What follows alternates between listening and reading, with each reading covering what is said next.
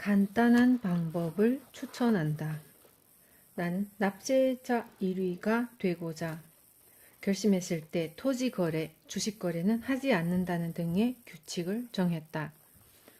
또한 다른 회사의 우수한 인재를 몰래 빼돌리지 않는다. 지금 있는 사람들과 죽이 되든 밥이 되든 함께 일한다 등 일부러 어려운 규칙도 정했다. 나는 이렇게 규칙을 정하는 것을 좋아한다. 하지만 이런 방식을 다른 사람에게 추천하고 싶지는 않다. 지키기 어렵기 때문이다.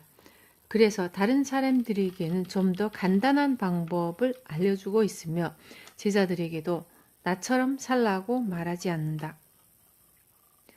나는 따분한 것을 싫어해서 언제나 어려운 일에 도전한다. 타고난 성격이 그렇다.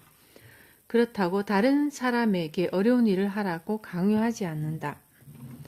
좀 더 편안한 방법으로 빨리 행복해지라고 말한다. 행복해지려면 지금 당장 행복해야 한다.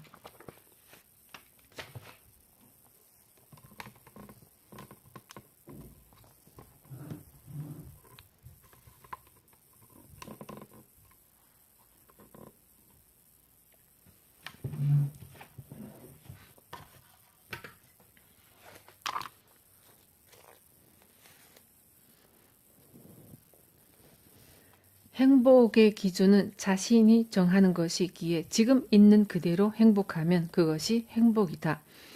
행복한 사람은 어디를 가도 행복하다. 하지만 많은 사람들이 행복을 밖에서 찾는다. 나는 아침에 눈을 뜨면 행복하다고 말한다. 밥을 먹을 수 있으면 행복하다고 말한다. 맛있다, 맛없다고 말하지 않는다. 이제 어렴풋이 알겠는가? 우리는 행복해지려고 노력하면 안 된다. 지금 당장 행복하다고 생각해야 한다. 그리고 행복한 상태에서 움직여야 한다. 만족이란 지금에 만족하는 것이다. 행복은 밖에서 찾는 것이 아니라 지금 당장 행복하다고 생각하는 것이다. 그래서 행복하다고 생각할 때에 뭔가를 바라면 안 된다. 그 어떤 것도 지금과 바꿔서는 안 된다. 지금 있는 그대로 지금의 부모와 지금의 회사에서 지금의 상사와 행복하다고 생각해야 한다. 그 상사만 없다면 하고 바라면 안 된다. 그렇게 생각해도 상사는 건강하게 회사에 잘만 나온다. 그런 말을 해봤자 행복해질 수 없다. 만일 이직을 하고 싶다면 지금 다니는 회사에서 행복한 다음에 이직해야 한다. 그렇게 하면 반드시 다음 회사에서도 행복할 수 있다. 올바른 득실에 관한 이야기. 세상이 말하는 득실과 내가 말하는 득실에는 차이가 있다. 서로 반대다. 예를 들어 세상 사람들은 이왕 취직한다면 좋은 회사에 들어가는 것이 좋다고 말하는데 나는 좋은 회사에 들어가는 것보다 자신이 좋은 직원이 되는 편이 빠르고 간단하다고 말한다. 만일 자신이 받는 월급이 200만 원이라면 회사는 월급 이외에 사무용품, 보험료 등을 부담해야 하므로 300만 원의 수익을 내지 않으면 안 된다. 좋은 직원이 되기 위해서는 500만 원어치의 일을 해야 한다. 이렇게 우리는 회사에 이득을 주는 직원이 되도록 노력해야 한다. 좋은 회사에 들어가서 회사에서 주는 이득만 챙기려는 직원은 결국 가장 큰 손해를 보게 된다. 따라서 사장이 당신을 고용하길 잘했다고 생각할 수 있는 직원이 되어야 한다. 출세도 이득을 주는 게임과 같다. 내가 성공할 수 있었던 것은 누구에게든 이득을 주려고 노력했기 때문이다. 상대방에게 이득을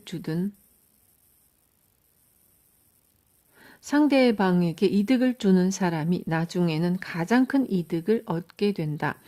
보통은 상대방이 손해를 보면 자신은 이득을 본다고 생각하기 마련인데 이런 관계는 결코 오래가지 않는다. 그리고 회사원의 경쟁 상대는 다른 회사의 직원이 아니다.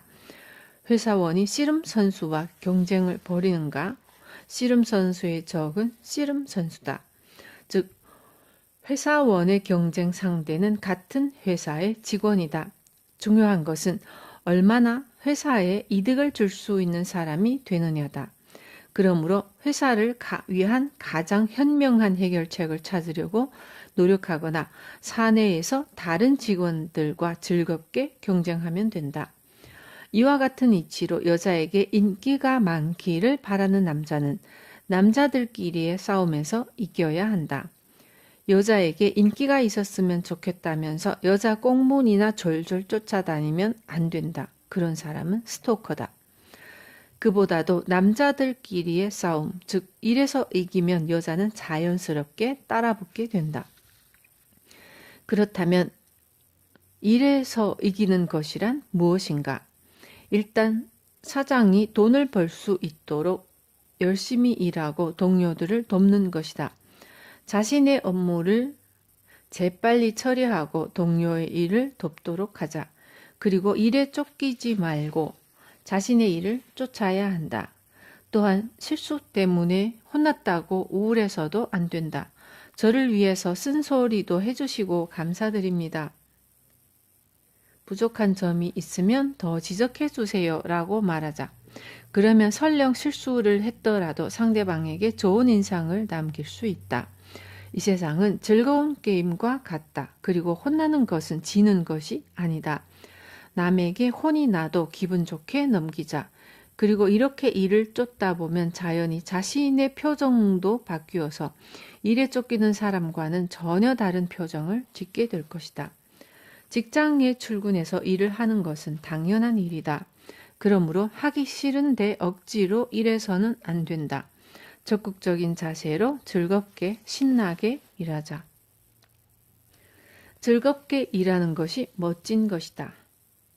모든 사람이 행복을 쫓지만 나는 나 자신이 행복하다. 그렇기 때문에 사람들은 나를 쫓는다. 하지만 그 사람들은 정작 나와 반대로 행동한다. 또한 나는 멋진 삶을 살고 있다. 그래서 다른 사람들은 나를 좋아한다. 모름지기 남자라면 마땅히 일을 해야 한다.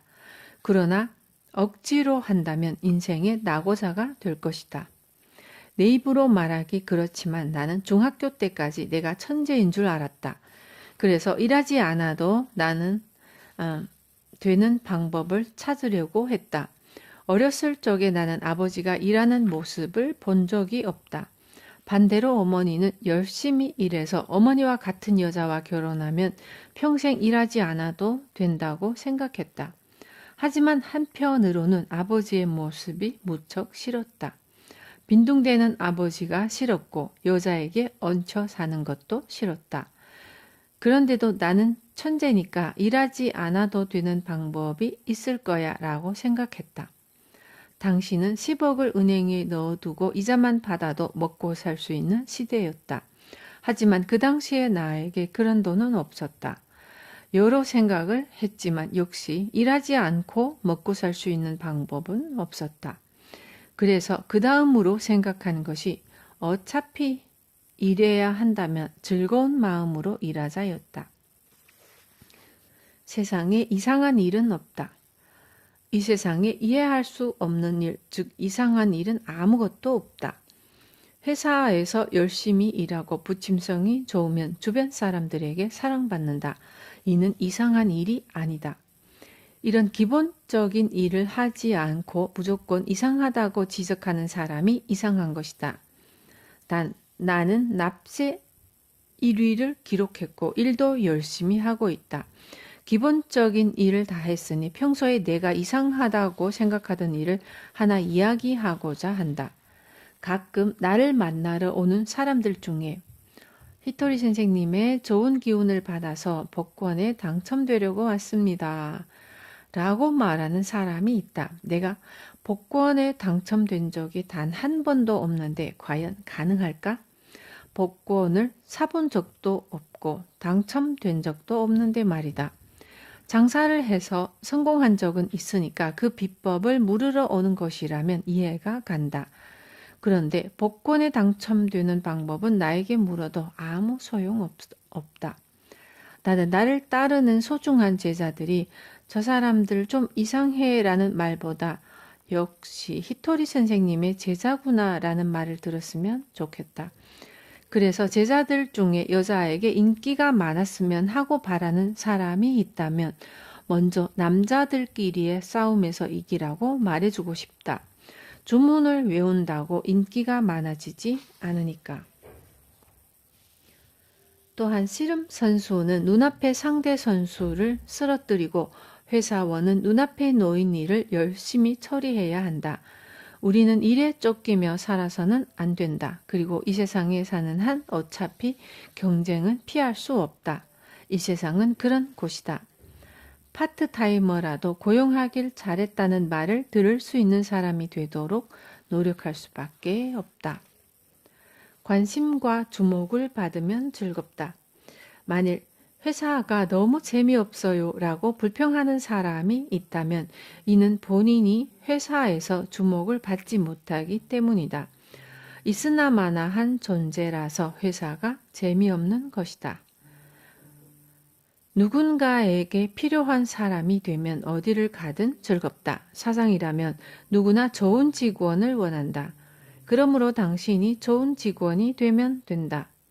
나는 우리 가게에 좋은 손님은 안 오나? 라고 불평하는 사람에게 좋은 방법을 하나 알려줄게요. 본인이 다른 가게에 갔을 때에 좋은 손님이 돼보세요. 라고 조언한다. 예를 들어 국수집은 점심 12시부터 1시까지가 한창 바쁠 때다. 그런데 국수를 다 먹고 나서 손님이 신문을 떡하니 펼쳐놓고 있는다면 어떻겠는가? 손님들로 북적이는 가게에 갔다면 거의 다 먹었을 즈음 자신이 직접 여기 거의 다 먹어가요 라고 말해보자. 그리고 다 먹고 나면 얼른 일어나서 다음 사람에게 자리를 양보하자. 이렇게 당신 스스로 좋은 손님이 되면 반드시 당신 가게에도 좋은 손님이 찾아온다.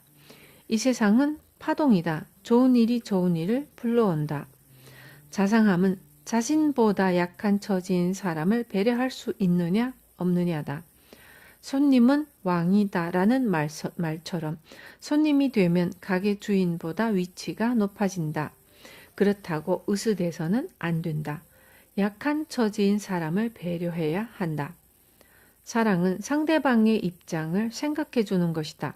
자신의 입장만 생각하는 것은 이기주의다. 그 예로 스토커는 자신만 사랑할 뿐 상대방의 입장을 생각하지 않는다. 그래서 사랑은 누구를 사랑하느냐가 중요하다. 자신만 사랑하면 주변 사람들에게 피해를 끼치게 된다. 나는 별로 나 자신에 대해 생각하지 않고 주변 사람들이 행복해지도록 열심히 노력한다. 그런데 이렇게 하면 주변 사람들이 나를 생각해 주거나 신경을 써준다. 그래서 나는 나 자신에 대해 별로 걱정하지 않지만 몇백 명, 몇천 명의 사람이 나를 응원해 준다.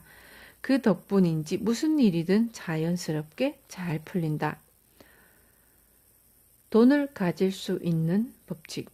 사람들은 히토리 씨처럼 부자가 되고 싶어요 라고 하는데 돈을 갖는데도 법칙이 있다. 그 사람의 특기가 사회에 도움이 될 때에 비로소 돈이 들어오게 되어 있다. 노래 실력이든 야구 실력이든 뭐든지 괜찮다. 음악이나 운동에는 재능이 없지만 웃는 표정에 일가견이 있다면 그것을 갈고 닦으면 된다. 그러면 웃는 얼굴이 너무 예쁘고 보기 좋네요. 저희 회사 직원들의 스마일 교육 좀 맡아주세요. 라든가 책을 써달라는 등의 제안을 받을 수도 있다. 이렇게 반드시 길이 열리게 된다. 그렇다면 특기란 무엇인가? 특기는 노력의 결과다. 하나만 열심히 노력하면 된다. 그것이 세상에도 도움이 된다면 돈은 저절로 들어오게 되어 있다. 나에게 영혼을 맑게 하는 정령 방법을 배운 사람들이 현재 전국 각지에서 봉사활동을 하고 있는데 그들에게 나는 돈을 한 푼도 받지 말라고 말한다. 그런데 그들은 이상하게도 돈이 궁하지 않다. 왜냐하면 모든 사람들에게 도움이 되는 일은 신에게도 도움이 되는 일이기 때문이다. 그래서 신은 절대로 공짜로 일하게 내버려 두지 않는다. 희생을 강요하지 않는다. 신은 희생을 싫어한다. 왜냐하면 사람은 신의 자식들이니까. 따라서 성공하려면 긍정적인 자세로 남에게 도움이 되는 일을 하면 된다. 매사에 부정적이고 우울해하면 아무 이유 없이 일이 잘 풀리지 않는다. 부름을 받은 곳이 수행 장소이다. 인간이 결혼을 하는 이유는 수행을 위해서다. 대부분의 사람들이 궁합을 묻는데 그에 대한 대답은 앞에서도 언급했지만 수행하는데 최고의 상대이기 때문에 서로 끌리는 것이고 결혼하는 것이다. 회사도 그 사람이 수행하는데 가장 적합한 회사에서 그 사람을 부르게 되어 있다. 그래서 천직이란 무엇입니까? 라는 질문에 나는 이렇게 대답한다. 지금 하고 있는 일입니다. 라고. 사람들은 자신이 일을 선택했다고 믿는데 실은 일의 심부름을 받은 것이다. 일의 부름을 받은 것이다. 또한 부름을 받은 곳에 가면 반드시 자신의 수행에 맞는 사람이 있다. 우리는 인과를 풀기 위해서 이 세상에서 수행을 하기 위해서 태어났다. 하지만 그것을 놀면서 수행하는 유행이라고 생각할지 아니면 힘들고 고통스러운 고행이라고 생각할지는 자기 자신에게 달려있다. 유행과 고행은 모두 인과를 푸는 수행이다. 그런데 힘든 일이 닥쳤을 때 나는 전생에 남에게 그런 일을 저질렀는지도 몰라. 하지만 이제 모든 것이 풀렸으니 다시 행복해지겠구나 라고 생각할지 아니면 왜 나한테는 이런 일만 생기는 거야 라며 고통스러워할지는 자기 자신에게 달려있다. 어떻게 생각하든 결국에는 즐기면서 하는 편이 일이 잘 풀린다. 경쟁보다 협력이다. 세상 사람들은 경쟁하는 것이 낫다고 하는데 그보다 나는 협력하는 것이 낫다고 생각한다. 학교 시험은 남의 시험지를 몰래 훔쳐봐도 안 되고 다른 친구들에게 자기 시험지를 보여줘도 안 된다. 하지만 사회는 그렇지 않다. 모르는 사람이 있으면 가르쳐주고 못하는 사람이 있으면 도와줘야 한다. 즉 10명이 모르는 부분을 서로 가르쳐주면 10명 모두가 100점을 받을 수 있고 결국 1000점을 얻을 수 있다. 이는 선생님이 내 이야기에 크게 공감을 하고 학교로 돌아가 학생들과 보여주기 게임을 했다고 한다. 그랬더니 학생들 모두 100점을 맞았고 따돌림도 없어졌다고 한다. 이런 이야기를 하면 그건 이상적인 이야기고 현실은 그렇지 않아요 라고 말하는 사람이 있는데 이상은 이룰 수 없다고 포기하는 것이 아니다. 가까이 다가가기 위해서 노력해야 한다. 그것이 바로 이상이다. 사실 휴대폰은 만화 속에 등장했던 물건이다. 하지만 지금은 너무나 당연하듯이 사용한다. 이상에 가까이 다가가려고 노력한 결과다. 우리는 항상 주변 사람들과 경쟁하려고 하는데 가장 중요한 것은 자신을 이기는 것이다. 오늘의 나는 어제의 나보다 하루를 더 공부했으니 그만큼 더 현명해지고 더 크게 성장했다. 그렇기 때문에 어제의 나에게 오늘의 나는 지지 않는다. 한 걸음이라도 앞으로 나아간다면 아무리 높은 이상이라도 확실하게 매일 한 걸음씩 그 이상에 가까이 다가갈 수 있다. 다른 사람과의 경쟁은 자신이 얼마나 성장했는지 확인하기 위해서다. 자신의 성장을 스스로 알기는 어려우니까 일본에서는 겨루기 시합이 끝나면 승부와 관계없이 서로 인사를 나눈다. 이때 진 사람은 당신 덕분에 나의 부족함을 알게 되었습니다. 라는 뜻에서 고개를 숙이고 이긴 사람은 당신 덕분에 내 실력이 나아진 것을 알게 되었습니다. 라는 뜻에서 고개를 숙인다. 올라가면 길을 잃지 않는다. 우리는 영혼의 성장을 위해서 태어났다. 그래서 가게는 손님에게 이득을 주려고 노력하고 직원은 회사에 이득이 되려고 열심히 일한다. 그렇게 위를 향해서 위로 성장해 나간다. 이렇게 위로 올라간 사람들 중에 길을 잃고 헤매는 사람은 없다. 길을 잃는다는 것은 옆길로 샜다는 의미다. 위를 목표로 올라갔다면 가야 할 정상은 하나뿐이다. 옆길로 새거나 아래로 내려가려고 하면 길을 잃을 수가 있다. 요컨대 인생에서 길을 헤맬 때는 위로 올라가는 것을 그만두었을 때다. 따라서 우리는 끊임없이 자신을 향상하려고 노력해야 한다. 가령 사람들 앞에서 이야기를 하는 것도 오늘은 이 부분을 조금만 더 생각해 봤으면 좋았을 텐데 라며 오늘보다 내일을 향해 조금이라도 나아지려고 노력하면 반드시 눈앞에 가야 할 길이 나타난다. 그리고 자신을 위로 이끌고 올라가면 하늘에 있는 신이 이끌어준다. 그러므로 옆길로 새지 말자. 인생에서 가장 편한 것은 위로 올라가는 일이다. 왜냐하면 마음속에는 인력이 없고 옆으로 가면 따분하고 아래로 떨어지면 비참해지기 때문이다. 아래로 내려가면 편할 것 같지만 그렇지 않다. 영혼을 향상시키는 것이 편해지는 길이다. 그래서 회사에 출근하면 좋은 직원이 되는 것이 편하고 좋다. 해보면 알겠지만 대답을 척척 잘하고 일을 잘 처리하는 편이 편하고 좋다. 자네는 항상 대답이 시원시원하네 라는 칭찬을 듣는 편이 자신에게도 좋고 주변 사람들에게도 좋지 않은가? 세상은 위로 올라갈수록 좋아진다. 아내는 남편의 단점을 고치기보다 스스로 위로 올라가려고 노력하자. 그러면 남편이 달라질 것이다. 다른 사람도 마찬가지다. 다른 사람을 바꾸려 들지 말고 그 사람은 그런 사람이야 라고 생각하고 대하자. 그러면 전혀 딴 사람이 될 것이다. 그것이 바로 인간의 습성이다.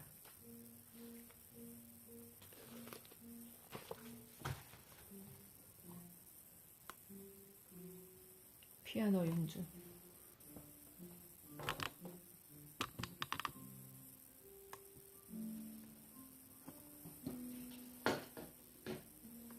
피아노 연주 감상 시간입니다.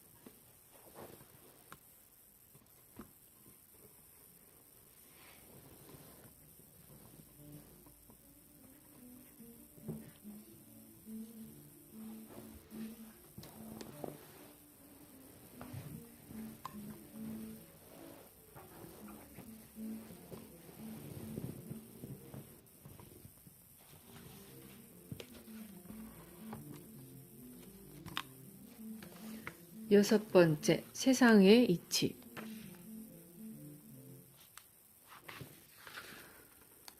성공하기 전에 기초가 중요하다. 얼마 전에 성공의 법칙을 알려주세요 라는 부탁을 받은 적이 있다. 그때 나는 물론 알려줄 수 있어요. 그런데 그 전에 기초를 알아야 합니다. 그래야 일이 잘 풀린답니다. 라고 말해줬다. 이번 장에서는 기초에 대해서 이야기하고자 한다. 물론 성공하기 전에 알아야 할 기초조차 믿지 않는 사람도 있을 것이다. 그래도 괜찮다. 어차피 이 책은 괴짜가 쓴 책이니까 이런 이야기도 있구나 정도로 생각하고 읽어주길 바란다. 사람에게는 영혼이 있고 영혼은 죽지 않는다. 그래서 사람은 몇 번이나 다시 태어난다. 영혼의 성장을 위해서다. 또한 지금을 살고 있는 사람에게는 세 가지의 세계가 존재한다. 전생과 현생, 그리고 내생이다. 이와 마찬가지로 사후에도 세 가지의 세계가 존재한다. 인간은 죽으면 천국에 가거나 지옥에 가거나 부유령이 된다. 내가 이 세상을 살면서 정한 삶의 기준은 지옥에 가지 않는 삶의 방식을 따른다이다. 물론 부유령도 되고 싶지 않다. 그런데 내가 신에 관한 이야기를 하면 십중팔구 사이비 종교라며 비꼬는 사람들이 있다. 그럴 때면 정말이지 아무 말도 하고 싶지 않다. 이래봬도 나는 일본에서 납세자 1위를 기록한 사업가다. 그래서 신이나 정령에 대한 이야기는 정말로 하고 싶지 않다. 이것이 내 진심이자 속내다. 하지만 이 부분이 항상 문제다. 지옥에는 어떤 사람이 가는가? 몰라서 할 수 없는 것과 알면서도 하지 않는 것에는 큰 차이가 있다. 나는 어떤 사람이 지옥에 가는지를 알고 있다. 알고 있기 때문에 기적을 일으킬 수도 있고 영혼을 맑게 하는 정령도 가능하다. 예를 들어 눈앞에 고통스러워하는 사람이 있는데 그 사람을 도울 수 있으면서도 돕지 않는 사람은 지옥에 떨어진다. 또한 누군가가 길을 물어보는데 만일 자신도 모른다면 죄송하지만 저도 이 근방은 잘 모르겠어요 라고 말하면 되지만 알면서도 가르쳐 주지 않는 사람은 죄를 짓는 것이다. 그래서 나는 신이나 정령에 관한 이야기를 할 수밖에 없다. 삶의 방식도 그렇다. 자신이 알고 있는 것 또는 할 수 있는 것을 통해서 남에게 도움이 되는 삶의 방식을 택하는 것이 바로 성공의 법칙이고 행복하게 사는 방법이다. 그리고 현생에서 눈에 보이는 것만 믿고 사는 사람과 이 세상에는 전생도 현생도 내생도 있고 천국도 지옥도 있다고 믿고 사는 사람의 인생은 전혀 다르다. 내가 태어난 것은 부모가 나를 낳아줬기 때문이고 죽으면 그것으로 인생은 끝난다고 믿는 사람과 내가 이 세상에 태어난 데는 의미가 있고 이는 전생에 다 하지 못했던 일을 현생에서 이루고 내생에서도 행복하게 살기 위함이라고 믿는 사람의 인생은 전혀 다르다.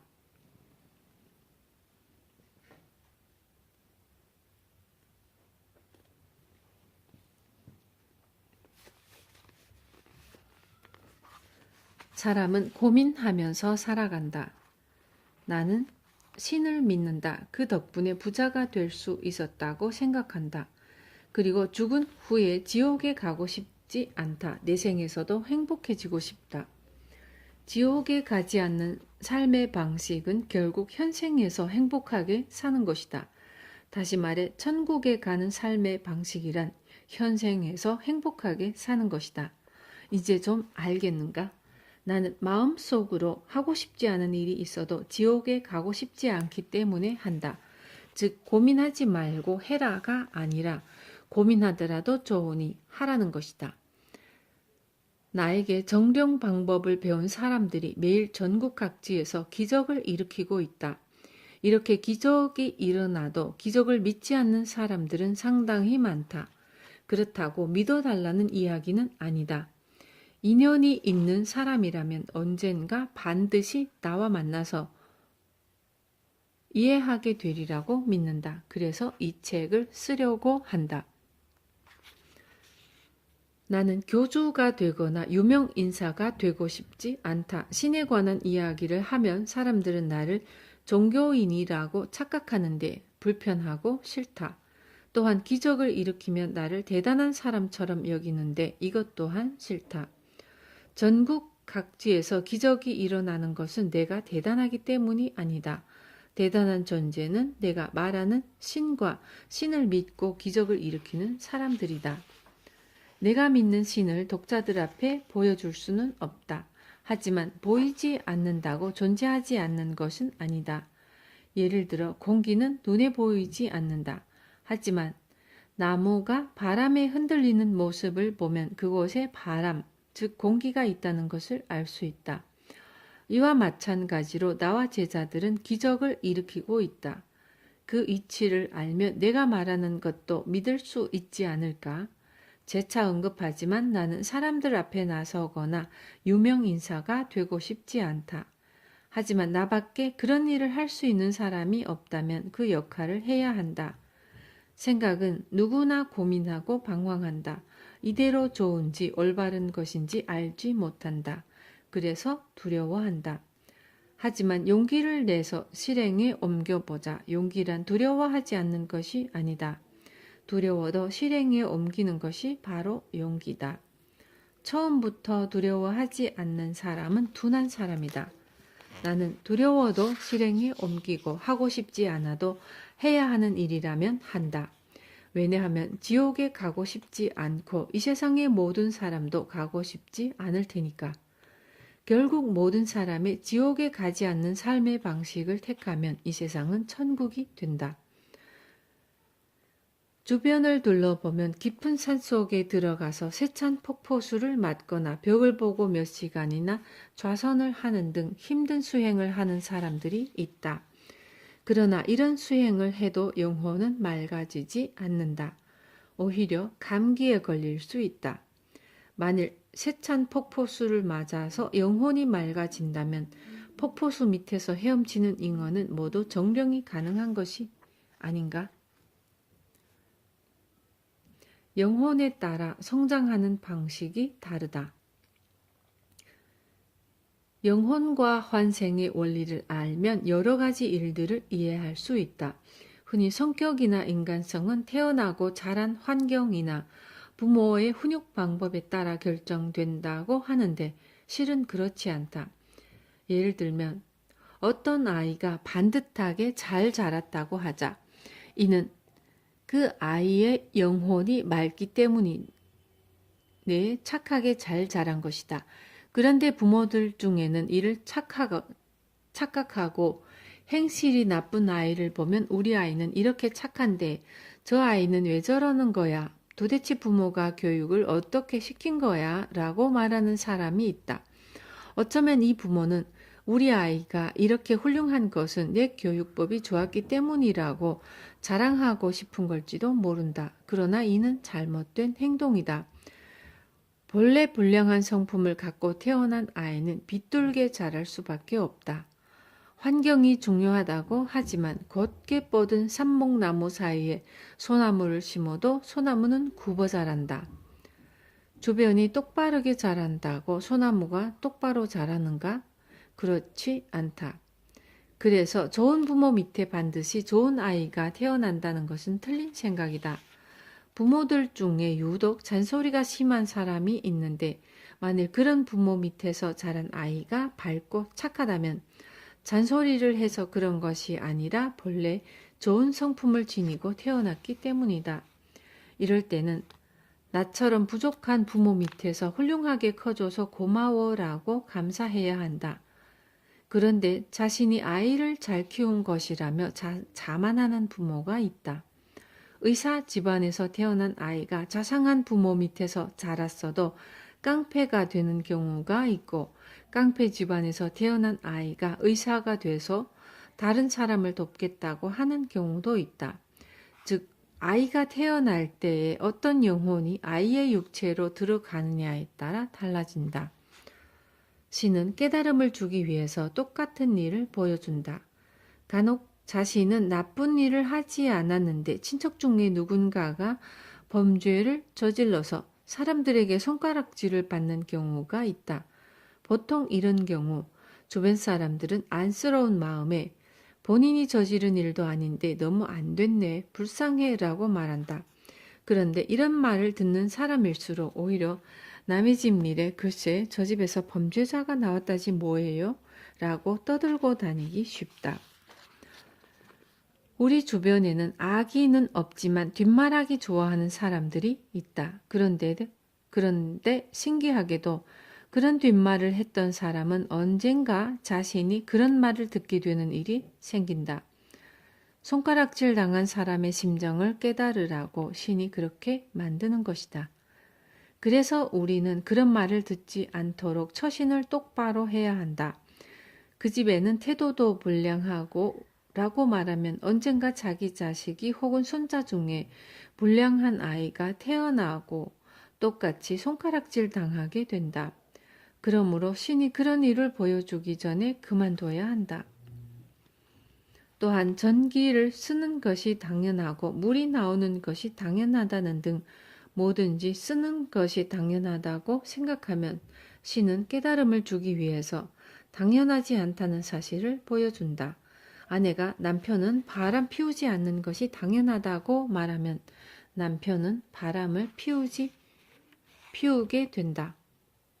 월급을 받아오는 것이 당연하다고 말하면 어느 날 남편은 월급을 갖고 오지 않게 된다. 이렇게 신이 직접 보여주기 전에 우리는 당연하지 않다는 사실을 깨닫고 감사해야 한다. 사이토 히토리 방식의 해몽.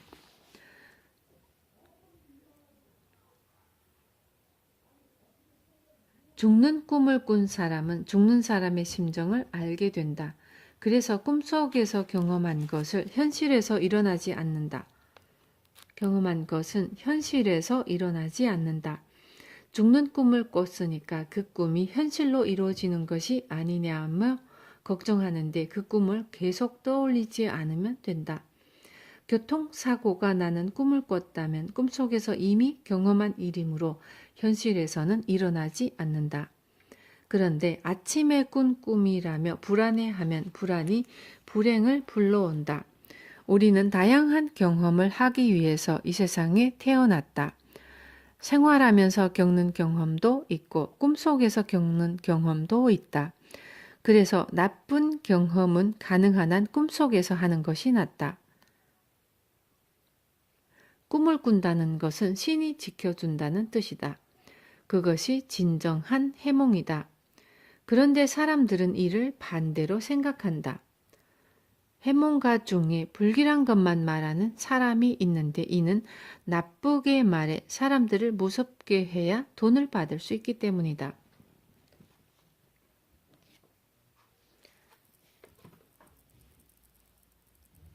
이치를 알면 모든 것을 알 수 있다. 내가 보기에는 많은 사람들이 세상의 이치에 대해 잘 모르는 것 같다. 가령 남자의 습성과 여자의 습성을 알면 모두 행복해질 수 있다. 남자에게 바람 피우는 습성이 있다는 것을 알면 우리 남편은 바람 피우지 않고 집에 들어와 줬어 라며 고마움을 느끼게 될 것이다.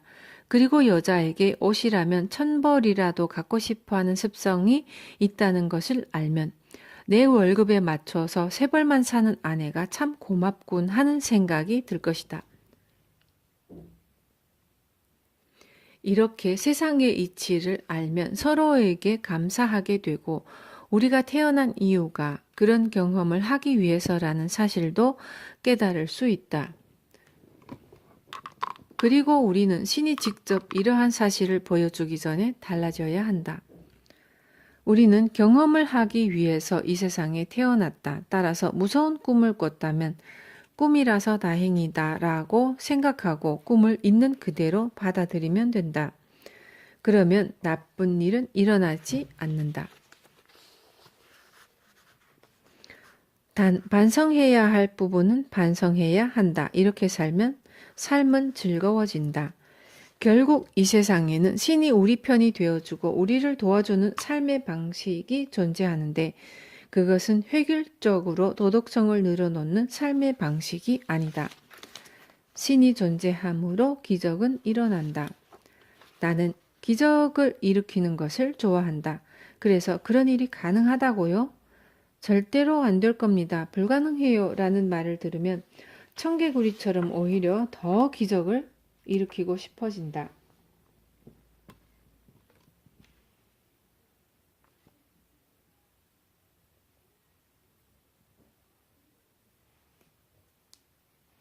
나는 아무리 생각해도 할 수 없는 것이 좋다. 그래서 무엇을 할까를 생각할 때까지 시간이 걸리는 편이다. 그렇지만 일단 생각을 하고 나면 그 답을 찾는데 몇 초밖에 걸리지 않는다.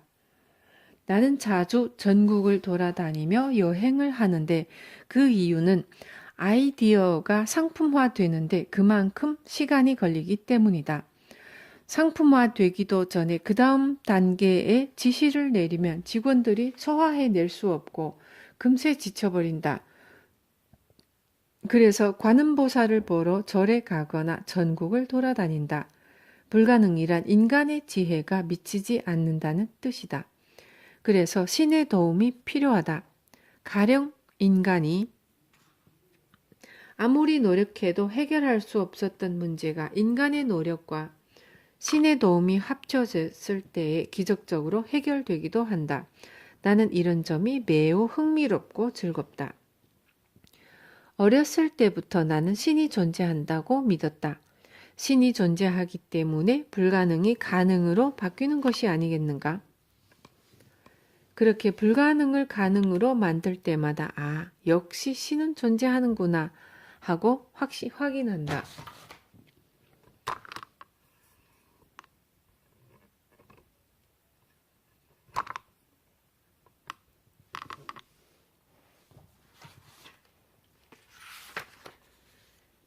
신이 내린 계시. 내가 알고 있는 것 중에는 일반인들이 모르는 것이 많다.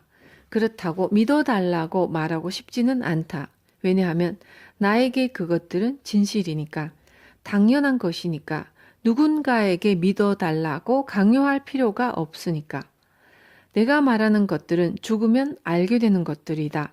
실제로 신도 존재하고 천국도 있고 지옥도 있다. 부유령도 존재한다. 현재 전국 각지에서는 내가 가르친 정령 방법을 행하고 있는 사람들이 늘고 있고 매일 기적이 일어나고 있다. 그런데도 사람들 중에는 믿을 수 없다고 말하는 사람도 있다. 우리는 다수가 믿는 것을 옳다고 여기기 마련이다. 하지만 가령 명문대의 입시시험에 고난이도 문제가 출제됐는데 그 정답률이 매우 낮았다고 해서 그 문제를 틀렸다고 말하는가? 소수만 알아도 옳은 것은 옳은 것이 아닌가? 간혹 나를 신으로 생각하는 사람들이 있는데 나는 신이 아니다. 지진이 발생했을 때 히토리 선생님 제발 도와주세요.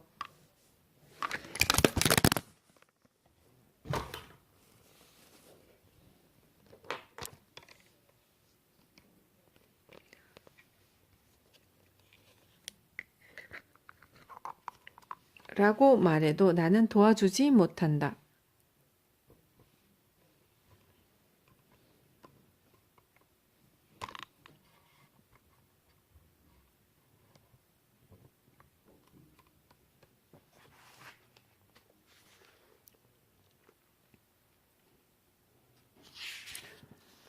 그래서 그런 말을 듣는 것이 매우 힘들었다. 그러던 어느 날 나는 신에게 계시를 받았다.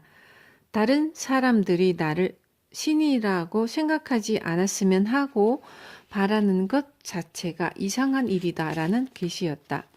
즉 인간은 자신을 도와주는 사람을 신으로 여기게 된다. 똑같은 인간이라도 예를 들어 괴롭힘을 당하는 사람의 입장에서 생각하면 자신을 괴롭히는 사람은 악마다. 다른 사람이 자신을 악마라고 생각하는 것보다 신이라고 생각해주는 삶의 방식을 택하는 것이 더 낫지 않은가? 그래서 나는 신으로 생각하지 않았으면 좋겠다고 바라기보다 지금은 신이 주는 기적을 나만이 아니라 좀 더 많은 사람들이 경험하고 알았으면 좋겠다고 생각한다. 우리는 어디를 가든 신뢰받는 인간이 돼야 한다. 신뢰받지 못하면 자신이 아무리 옳은 말을 해도 상대방에게 똑바로 전해지지 않기 때문이다. 가령 일도 잘하고 사람들에게 인정받는 사람이 신에 대한 이야기를 하면 어디 한번 들어볼까 하는 생각이 든다. 하지만 일은커녕 자기 앞가림도 제대로 못하는 사람은 무슨 이야기를 해도 아무도 들으려 하지 않는다. 또한 자기 일을 내팽개치고 신에 대한 이야기만 한다면 저 사람은 좀 이상해, 정신 나간 사람 같아 라는 소리를 듣게 된다. 간혹 자신이 없어서 말을 못하겠다고 하는 사람도 있는데 자신감이 있고 없고는 아무 상관없다. 좋은 이야기를 들었으면 이런 이야기를 들었다고 그대로 말하면 된다. 시는 당신이 좋은 이야기를 해준 사람에 대해 얼마나 열심히 생각하고 말했느냐를 유심히 살핀다. 시는 반드시 보고 있다. 그러므로 열심히 했다면 그것으로 족한 것이다. 주변을 둘러보면 신에게 소원을 빌어 신이 자신에게 도움이 되는 존재이길 바라는 사람이 있다. 그런데 이는 잘못된 행동이다. 자신이 신에게 도움이 되는 존재가 돼야 한다. 그러면 소원은 이루어진다. 자신의 소원이 신의 뜻에 부합되면 신은 그 소원을 들어준다. 사실 나는 납세자 1위가 되는 것이 내키지 않았다. 왜냐하면 다른 사람들의 눈에 띄고 싶지 않았기 때문이다. 그래서 세무서에 납세 발표를 공개하지 말아달라고 부탁했다. 하지만 들어주지 않았다. 대신에 내가 누계 납세액에서도 1위를 기록한 이듬해부터는 고액 납세자 발표가 없어졌다. 그것이 신의 뜻이었던 것이다. 그럼 신은 왜 나를 납세자 1위로 만들고 싶었던 것일까? 정신적인 이야기를 하도록 하는데 내세울 만한 직함이 필요했기 때문이다. 그래서 나는 납세자 1위가 된 것이다. 신은 이 세상을 창조한 존재이니만큼 나 하나쯤 부자로 만드는 것은 식은 죽 먹기다. 오직 신이 바라는 것은 우리가 행복해지는 것이다. 그리고 신은 희생을 바라지 않는다. 누군가의 희생으로 누군가가 행복해지는 것을 바라지 않는다. 모두가 다 함께 행복해지기를 바란다. 신은 증명하기 위해 기적을 일으킨다. 나는 신에게 큰 은혜를 받고 있다. 그래서 신이 존재한다는 사실을 증명하고 싶고 계속해서 기적을 일으키는 것이 신을 증명하는 방법이라고 생각한다. 납세자 순위에 매년 오르는 일은 매우 어렵다. 그 유명한 마스시타 고노스케도 순위에 계속 오르지는 못했다. 사업이란 것이 많이 벌어들이는 해가 있으면 그렇지 못한 해도 있기 때문이다. 또한 납세는 벌어들이는 수입뿐만이 아니라 상속을 해도 발생한다. 어느 쪽의 금액이 더 큰가 하면 상속세이다. 그래서 상속세로 납세자 순위에 올라있는 사람은 부모에서 자식으로 이어지는 긴 세월을 승부수로 던진다. 하지만 나는 1년 365일 매일 이들과 승부를 겨룬다. 그래서 상당히 힘든 싸움이고 납세자 순위에 오르는 것은 그야말로 기적이다. 과학 만능 시대에 보이지 않는 것은 믿을 수 없다고 하는데 부모와 자식 간의 사랑은 눈에 보이지 않는다. 이 세상에 눈에 보이지 않는 것은 너무나도 많다. 원자도 눈에 보이지 않는다. 그럼에도 불구하고 원자폭탄을 만든 사람이 있다. 따라서 눈에 보이지 않기 때문에 믿을 수 없다고 말하는 것은 이상한 논리다. 나는 신을 믿는다. 신이 존재한다는 사실을 좀 더 많은 사람들이 알았으면 좋겠다. 그리고 이런 바람 때문에 일어날 것 같지 않은 기적을 일으키고 있다. 내가 말하는 것은 다른 종교를 믿는 사람들이 말하는 것과 다르다. 그래서 어느 쪽이 옳은가라는 질문을 받으면 나는 당신이 믿는 종교가 옳습니다 라고 답한다. 왜냐하면 신은 싸우는 것을 싫어하니까. 신에 대한 이야기를 하는데 타인과 싸우는 것은 이상한 일이 아닌가? 나는 사람들 앞에서 이야기할 때에 이건 믿을 수 없는 이야기이지만 혹은 믿지 않아도 좋으니 라는 전제를 깐다. 정신론적인 이야기는 믿어달라고 부탁할 사항이 아니기 때문이다. 진실은 모르는 것이라도 옳으면 사람들에게 전해지게 되어 있다. 조상을 공양하는 진정한 의미. 조상을 공양하는 진정한 의미는 몇 명의 사람에게 있어줘서 고맙다라는 말을 자손이 들을 수 있느냐 없느냐이다. 과연 큰 불단을 사는 것이 조상을 공양하는 방법일까? 그렇지 않다. 불단을 제작하는 사람들이나 종교를 믿는 사람들이 하는 말이다. 장사꾼들이나 하는 말이다. 돈도 없고 불단을 놓을 공간도 없으면서 조상 공양이다 뭐다 하며 큰 불단을 놓는 사람들이 있는데 이는 본말 전도다. 자손을 그렇게 힘들게 만드는 조상은 없다. 불단 안에는 불상이 있다. 보통 30분에서 1시간가량 조상을 공양한다며 경문을 외우는데 경문은 부처님의 가르침이다. 부처님의 가르침을 부처를 향해 30분에서 1시간가량 외운다니 생각해보면 참으로 이상한 일이 아닐 수 없다.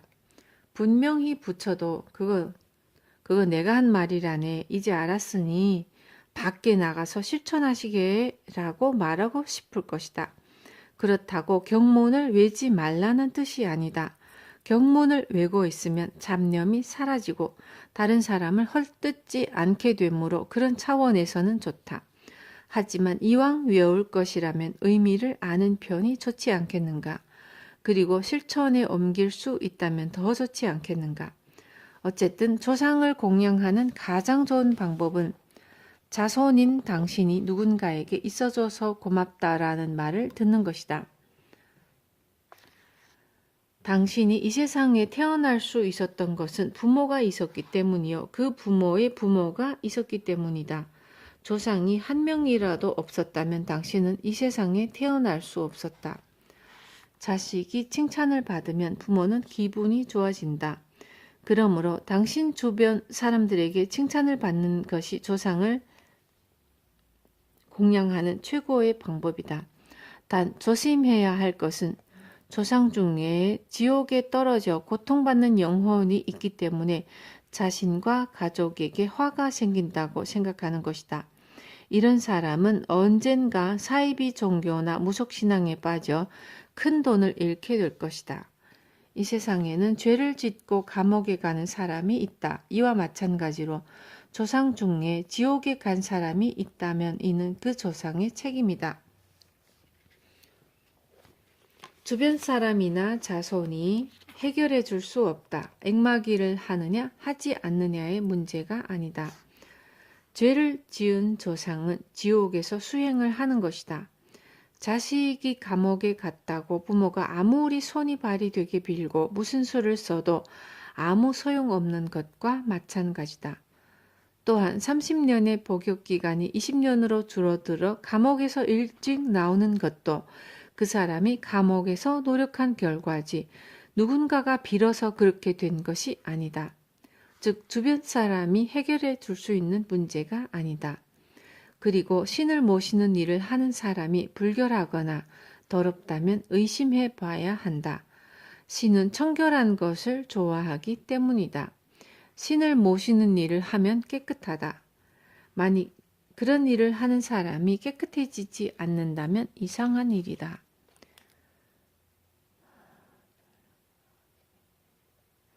우주를 창조한 신은 존재한다. 우주의 중심에 우주를 창조한 신이 있다. 신은 인간의 형상을 하고 있는 것이 아니라 마치 바다와 같이 존재한다. 사랑과 빛으로 융합된 존재로 대령이라 불린다. 그리고 우리는 대령에게 불령을 받았다. 즉 우리의 영혼도 본래는 이 우주를 창조한 대령의 일부다. 외국에서는 대령을 여호와라고 부르기도 하고 알라라고 부르기도 한다. 중요한 것은 인간은 죽지 않는다는 것이다.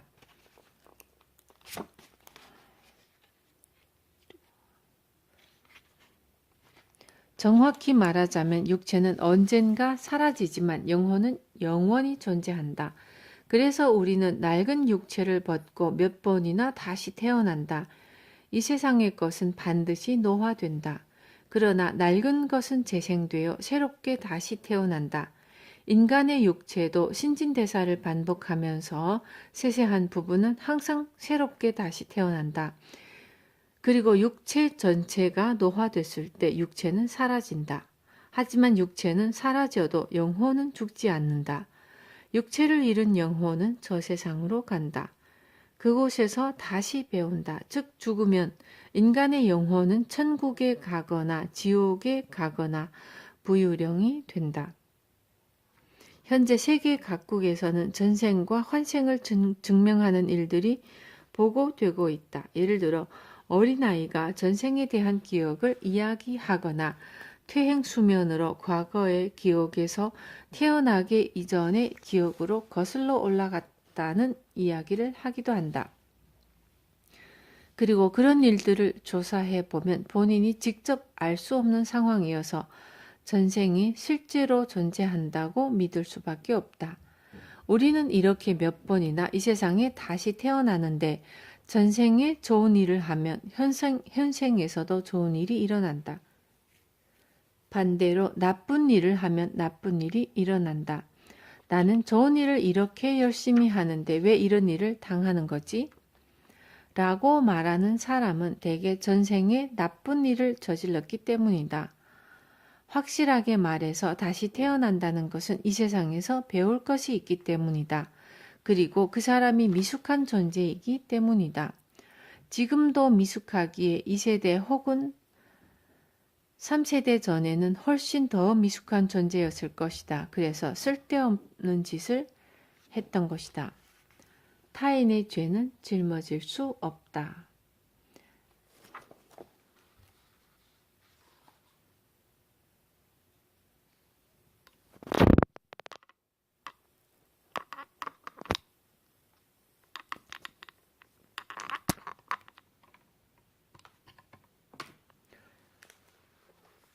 만일 이 책의 독자 중에 기독교 신자가 있다면 일단 미안하다는 사과부터 하겠다. 나는 종교인도 아니고 종교를 비판할 생각은 추호도 없다. 기독교에서는 예수님이 모든 이의 죄를 짊어지고 십자가에 매달려 돌아가셨다고 하는데 인간의 죄는 타인이 짊어질 수 없다. 본인이 저지른 죄는 본인이 짊어져야 한다. 옛말에 부모가 행한 악업의 결과가 자식에게 나타나 죄가 없어도 재앙을 받는다는 말이 있다. 그러나 부모의 죄는 부모가 받는다. 본인은 전생에서 본인이 행한 일만 받는다. 만일 당신이 통통한 편이라면 본인이 과식을 했기 때문이다. 부모가 과식을 했거나 이웃이 과식을 했기 때문에 통통해진 것이 아니다. 선행을 베풀면 좋은 일이 일어난다. 악행을 저지르면 나쁜 일이 일어난다. 모든 사람은 이런 세상의 이치에서 절대로 벗어날 수 없다. 또한 영혼이 천년 전에 행한 일의 결과에 현생에 이르러 나타나는 경우가 있는데 그 이유는 영혼은 다시 태어날 때에 견딜 수 없는 것 또는 극복할 수 없는 과제를 갖고 태어났기 때문이다. 아니다. 다시. 그 이유는 영혼이 다시 태어날 때에 견딜 수 없는 것 또한 극복할 수 없는 과제를 갖고 태어나지 않기 때문이다. 환생을 거듭하면서 성장하고 현생이 돼서야 비로소 견딜 수 있을 때가 되어 나타나는 것이다. 특히 우리는 큰 문제일수록 저 세상에서 이 세상으로 환생할 때에 현생에서는 이 문제를 해결하고 오겠습니다. 라고 신과 약속을 한다. 그래서 현생에서 일어나는 문제 중에 극복할 수 없는 문제는 없다. 왜냐하면 신과 자신이 괜찮다고 약속을 하고 이 세상에 태어났기 때문이다. 이러한 윤회와 전생은 옛날부터 전해져 내려온 것이다. 내가 전하고 싶은 것은 2500년 전에 석가모니가 했던 말과 똑같다. 어쩌면 내가 이렇게 나서서 책을 쓰지 않아도 됐을지도 모르겠다. 그러나 현대인 중에는 윤회와 전생, 신을 믿는 사람이 많지 않다. 영혼은 죽지 않는다. 인간은 다시 태어난다. 나쁜 짓을 저지르면 내 생에 반드시 벌을 받는다는 사실을 믿지 않고 인생은 현생이 끝이고 나쁜 일도 들키지 않으면 괜찮다고 생각하는 사람이 늘고 있다. 분명히 말하지만 이는 잘못된 생각이다. 전생의 노력은 현생으로 이어진다. 운동이든 음악이든 어떤 분야에 뛰어난 재능이 있는 사람은 사실 전생에서부터 몇 생에 걸쳐 그 재능을 갈고 닦은 것이다. 예를 들어 어떤 아이가 3살 때부터 피아노를 치기 시작했는데 천재적인 재능을 보인다면 그 아이는 전생부터 지금까지 그 재능을 갈고 닦았기 때문이다. 그래서 현생에 이르러 그 재능이 꽃을 피운 것이다. 그렇지 않은 아이가 3살부터 시작해서 똑같은 수준으로 발전하기는 매우 어렵다. 따라서 현생에서의 노력은 절대로 쓸모없는 것이 아니다. 열심히 노력한 것에는 손해는 없다. 이와 마찬가지로 예쁘게 꾸미는 것도 재능이다. 현생에서 예쁘게 꾸미고 있으면 내생에는 더 예뻐진다. 100세 가까이 된 스님이 영어 공부를 시작하자 주변 사람들이 그 연세에 영어 공부라뇨 너무 늦은 것 아닙니까? 라고 물었다. 질문에 대한 스님의 답은 내생에 편해질 겁니다 였다. 재능을 갈고 닦은 것은 다이아몬드의 한쪽 면을 갈고 닦는 것과 같다. 다이아몬드는 여러 면이 잘 닦여야 비로소 반짝반짝 빛을 발한다. 한쪽 면만 닦아서는 영롱한 빛이 나지 않는다. 이와 마찬가지로 인간도 다면적으로 갈고 닦아야 한다. 그래서 가끔씩 한쪽 방면을 다 갈고 닦은 사람이 강제적으로 다른 쪽 방면을 갈고 닦게 되는 경우가 있다. 예를 들어 투수 선수로 이름을 날렸던 사람이 갑자기 어깨를 다쳐 야구를 그만두고 영업사원으로 변신해서 인간관계를 새롭게 배우는 경우가 그렇다. 이렇게 다른 사람보다 뛰어나다는 것은 그 사람이 전생에서 노력한 결과이고 다른 사람들보다 미숙하다는 것은 전생에 노력하지 않았던 것을 현생에서 배우기 시작한다는 뜻이다. 또한 재능과 관련해서 반드시 주의해야 할 사항이 있는데 재능은 양날의 검과 같다는 점이다.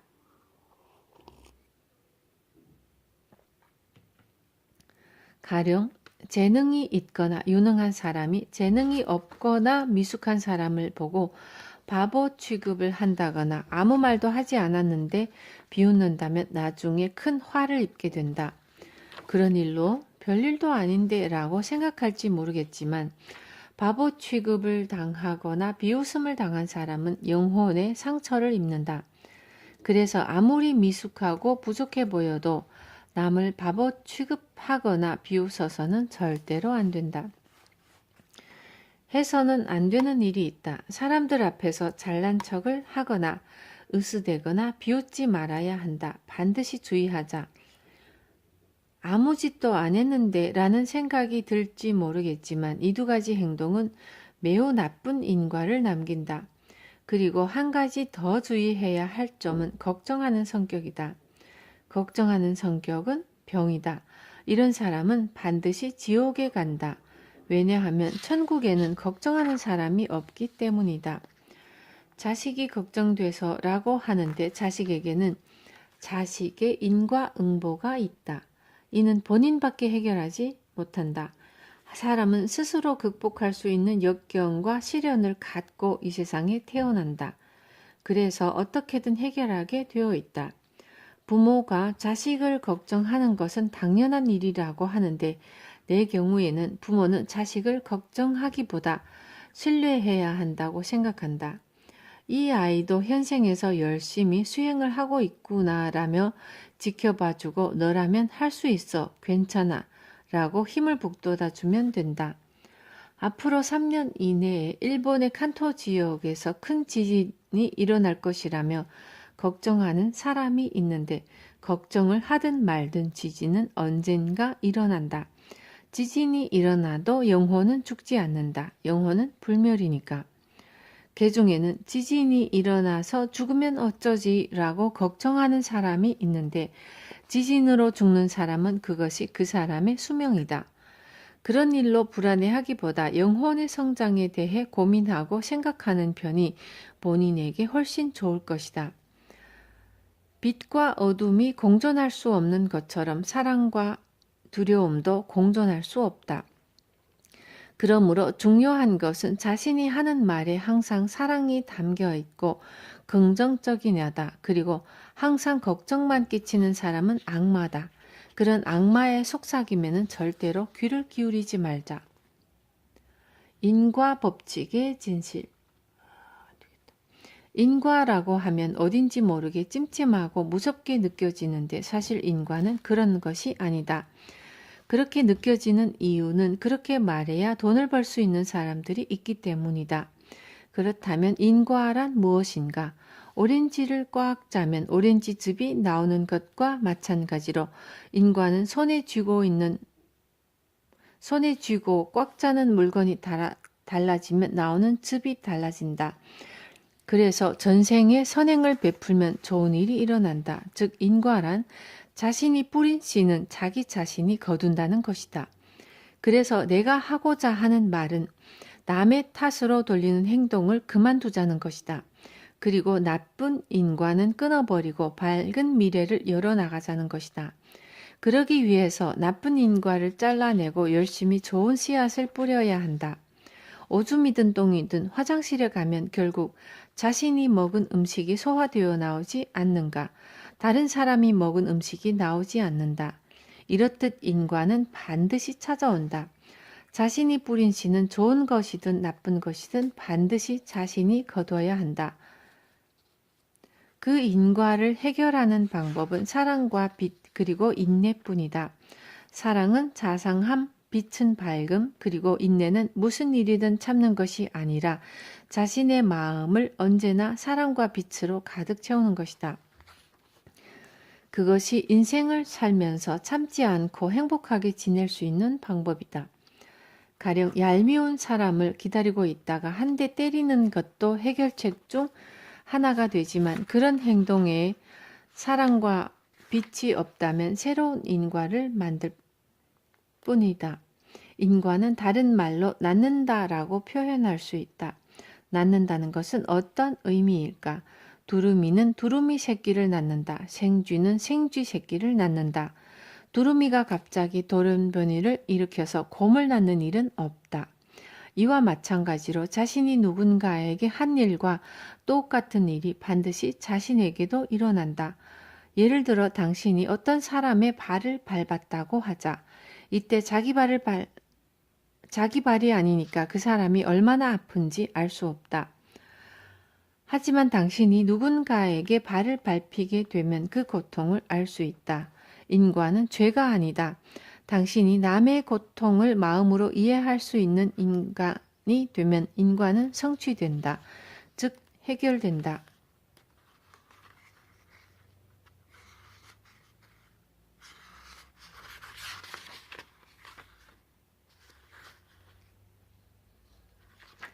이 세상을 천국으로 만들기 위해 내가 하는 말은 종교가 될 수 없다. 왜냐하면 당신의 인과를 없애주겠다고 하지 않으니까. 자신의 인과를 없앨 수 있는 것은 오직 자신이다. 나는 자신이 내놓은 것은 자신에게 되돌아온다는 사실을 전하고 싶다. 이는 우주의 법칙이다. 누군가가 당신은 대단하네요 라고 말하면 이 말은 결국 누군가에게 당신은 대단하네요 라고 말하면 이 말은 결국 자신에게 돌아온다. 당신에 대한 대단하다는 칭찬의 말로 되돌아온다. 반대로 이런 바보 같은 이라는 비난의 말도 돌고 돌아 결국 당신에게 돌아온다. 이런 바보가 있나 라는 핀잔을 누군가에게 듣게 된다. 이 책을 읽고 히토리 씨는 참 대단한 사람이구나 라고 생각했다면 내가 대단해서가 아니라 책을 읽고 감동을 한 당신이 대단한 것이다. 다시 말해서 당신이 이 책에 공감하고 당신의 영혼이 그것을 깨달았기 때문이다. 우리가 반드시 알아야 할 것은 무엇을 위해서 태어났느냐이다.